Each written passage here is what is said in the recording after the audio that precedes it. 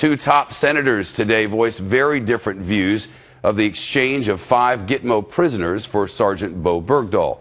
The Republican Lindsey Graham said the deal, quote, blew up in the face of the Obama administration. I think the White House was looking at a twofer to announce in 1 week that we're going to withdraw from Afghanistan, ending the longest war in U.S. history. And oh, by the way, as Commander-in-Chief, I secured the last captive of that war, the only captive of that war. But the Senate Majority Leader Harry Reid says the president's critics, who are playing partisan games here, the safe return of American soldiers should not be used for political points. When a man or woman puts on the uniform as a United States serviceman, they have America's uncompromising support. Other top lawmakers from both parties say the White House left them in the dark about this deal. The chair of the Senate Intelligence Committee, the Democrat Dianne Feinstein, has even suggested the swap was illegal. She says the law requires a 30-day notice of any plans to transfer prisoners from Guantanamo Bay. The White House was insisting that the swap was legal, saying it couldn't wait 30 days because Bergdahl's health was so bad. It also apologized for failing to notify Senator Feinstein. The Senate, just a couple of hours from now, is set to hold a closed-door meeting to question Pentagon officials about this deal. Let's get to Mike Emanuel, who was live on Capitol Hill. What do we know about this meeting that's coming up this afternoon, Mike? Shep, a big-time briefing with 2 senior Pentagon officials, one from the State Department and one from the the Office of the Director of National Intelligence. The early headlines on the return to U.S. custody of Sergeant Bo Bergdahl have not been what Obama administration officials expected, with soldiers from his unit questioning his service and his disappearance 5 years ago. There's also been the reaction from a prominent Democrat, angry the deal was done without notifying Congress.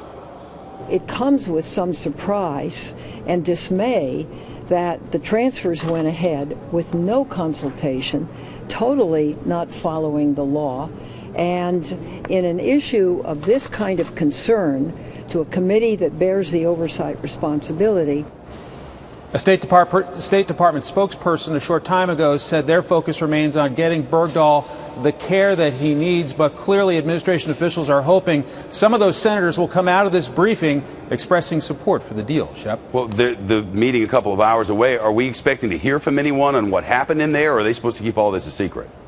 It's supposed to be pretty tight-lipped, behind closed doors, a classified deal, but we may get some people coming out afterward with some basic comments about what they've learned and where they stand on the issue. We know 1 week from today, Defense Secretary Chuck Hagel is due to hold an open hearing before the House Armed Services Committee, and this comes as there's a push to declassify what the U.S. knows about the 5 Taliban figures that were given up as part of this swap. The top Republican on the Senate Intelligence Committee has seen the intelligence and says they held high-level positions in the Taliban.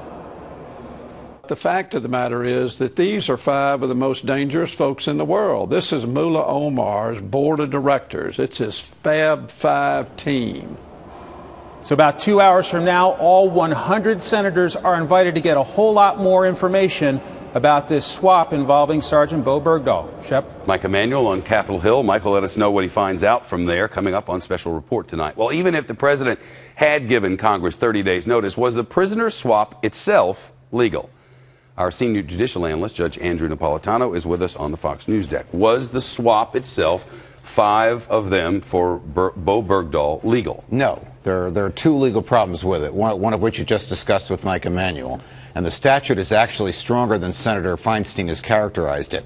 The statute requiring the 30 days notice prohibits the use of taxpayer dollars or federal funds to pay for the removal of anybody from Gitmo if the Congress hasn't been given 30 days notice. So the first challenge to the government's behavior is that he unlawfully spent money to physically get these guys out of Gitmo and to Qatar. But Congress couldn't have said no. He just had the obligation to notify them. Correct. Okay. And he signed into law the statute that said he's got to give the 30 days notice before he can spend the money. Right. When he did so, he criticized the law, but he signed it nevertheless.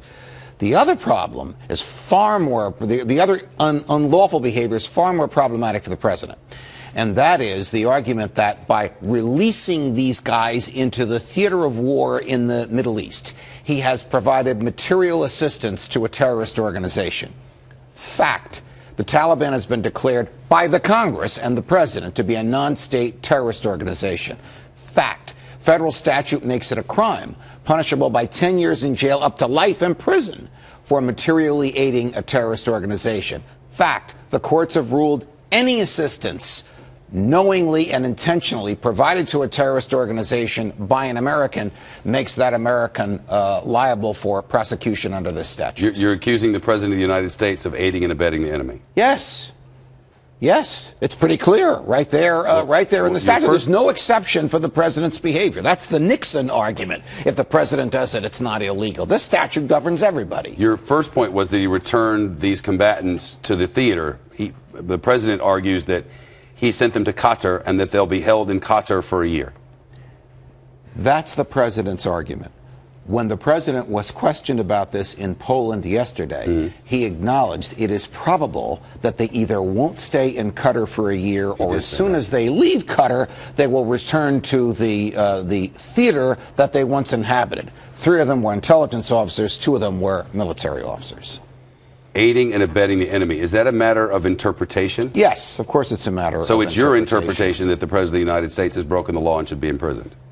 Well, I don't know that he should be imprisoned. I don't know that anybody's going to prosecute him. Right. It requires that somebody prosecute him. He's the chief law enforcement officer of the land.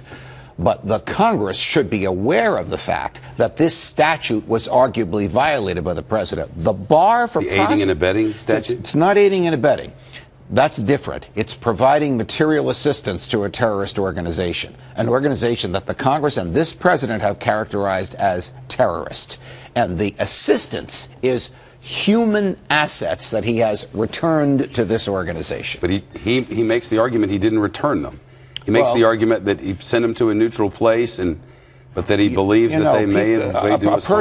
A person is presumed to intend the natural and probable consequences of his behavior. Exactly. And the natural and probable consequences of his behavior is they're going to end up back with their colleagues at the Taliban. So what you're saying is that in that you can't provide anything material like weapons or technology or money. You also can't provide any humans.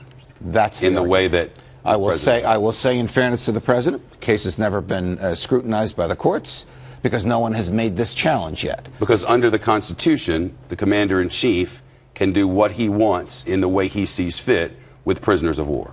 But he can't break a statute in the process. He can't spend money that's not been authorized, and he can't aid a terrorist organization. Look, if he had sent them to Qatar and they were going to stay in jail in Qatar, this argument wouldn't hold water. Got it. But because he said yesterday in Poland he knows they're eventually going to leave Qatar and go back to their colleagues in the Taliban, I think the argument should be explored about whether or not he materially assisted a terrorist organization by this bizarre prisoner swap. All right. Judge Napolitano, thank you, sir. You're welcome. Nice to see you as always. Good to see you.